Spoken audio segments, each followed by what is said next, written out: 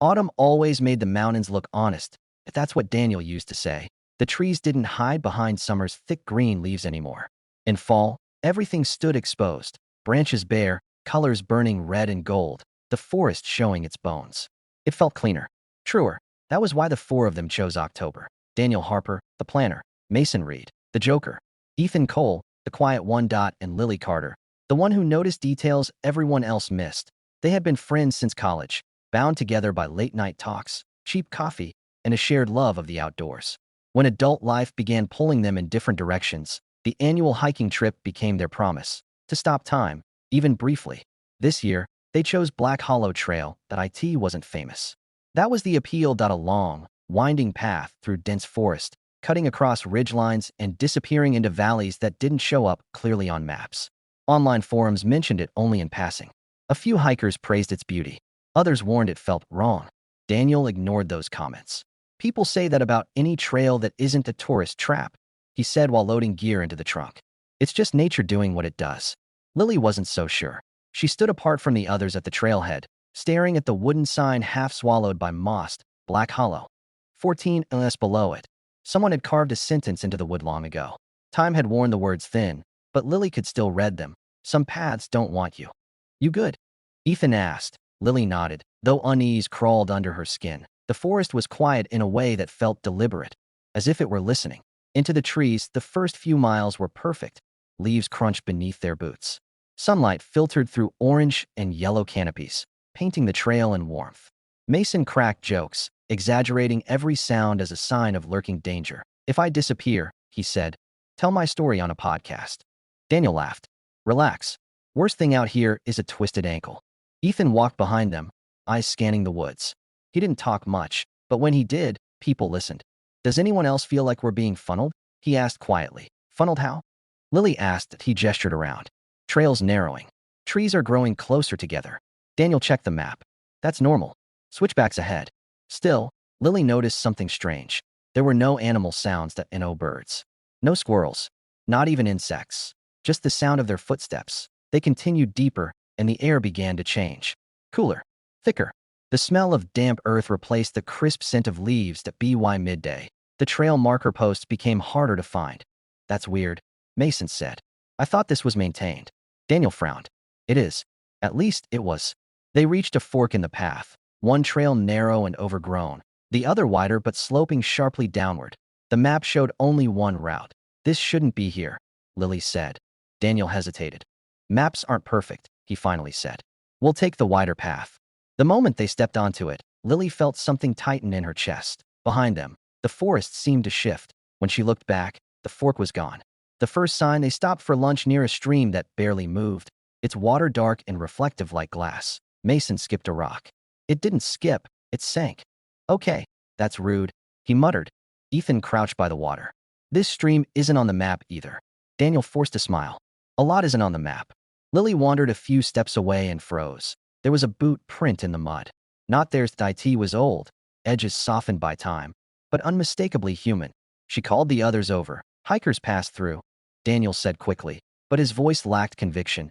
Ethan studied it. This print is going away from the trail. Maybe someone explored, Mason said. Lily noticed something else then.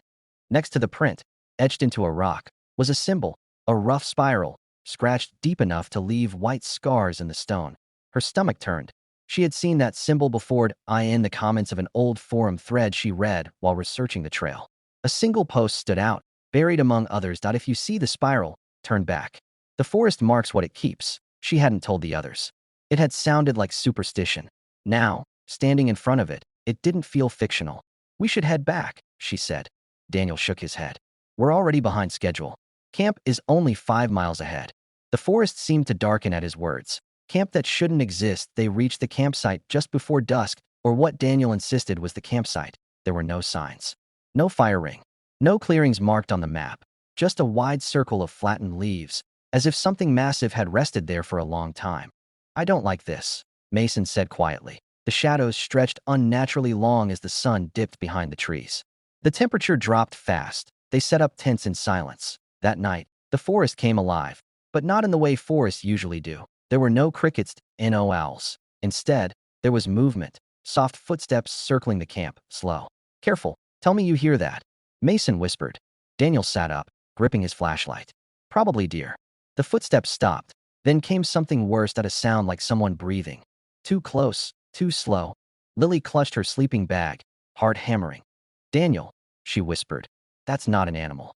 Suddenly, the sound moved, fast, retreating into the darkness. Ethan didn't sleep at all. Neither did Lily. Someone is missing. Morning came gray and cold. Daniel emerged from his tent first, stretching. Mason, you snore like a chainsaw, he said, in no answer. Mason? Daniel walked to Mason's tent and unzipped it. It was empty, sleeping bag untouched. Backpack still inside. No footprints. No signs of struggle, just absence. Mason's gone, Daniel said, his voice thin. Ethan scanned the woods. He wouldn't wander off without his gear. Lily noticed something chilling. Near the edge of camp, carved into a tree trunk, was the spiral symbol, fresh this time. We have to leave, she said. Daniel swallowed hard. We find Mason first. They called his name until their voices echoed back hollow and wrong. No response. The forest watched. The trail that moves, they followed what they thought was the trail, but it kept changing. Paths looped back on themselves. Landmarks repeated.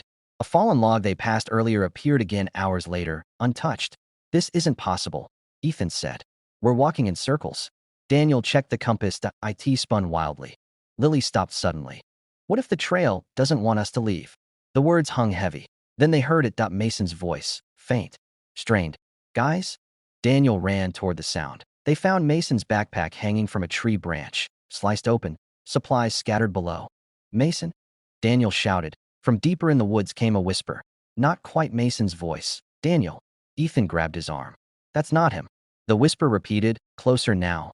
Daniel. Behind them. Lily saw the trees begin to lean inward, branches twisting like fingers. The forest was closing, and whatever had taken Mason was still hungry. I tried to convince myself I was safe. Days passed. Then weeks. Life slowly returned to its routine. Work, conversations, sleep. On the surface, everything was normal. Too normal.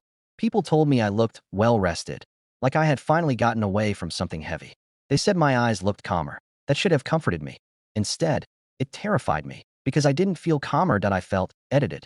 Small things started going missing at first. It was harmless. My boots, still muddy, were placed neatly by the door, even though I remembered leaving them in the garage. My journal from the hike reappeared on my desk after I had thrown it away. Some pages were new, written in my handwriting, describing things I didn't remember doing, describing me from a distance. The dreams that weren't dreams. Every night, I dreamed of walking through trees that bent aside to let me past. In the dreams, I wasn't afraid. I was welcomed. I'd wake up standing beside my bed, feet dirty, hands cold, like I had been somewhere else only moments before. One morning, I found pine needles on my pillow.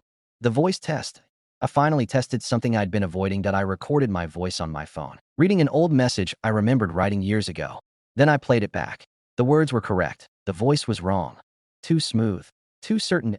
As if it already knew what it was going to say next. When I went back, I told myself I needed closure.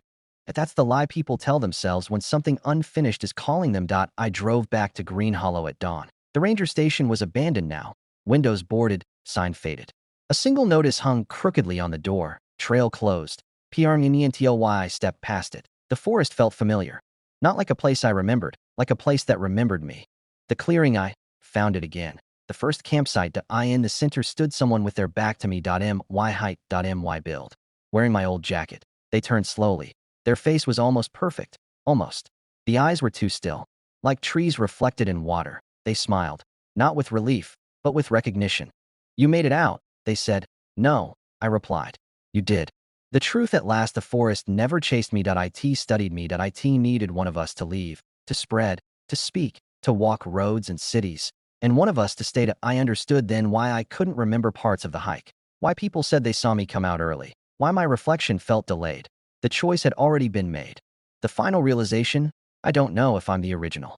And I don't know if it matters, because the forest didn't replace me. It continued me. And sometimes, when I walk past a line of trees, I feel them lean, not to watch, but to listen, learning, waiting. Final Linny. I thought I was alone, but the forest was just making sure one of us would never leave.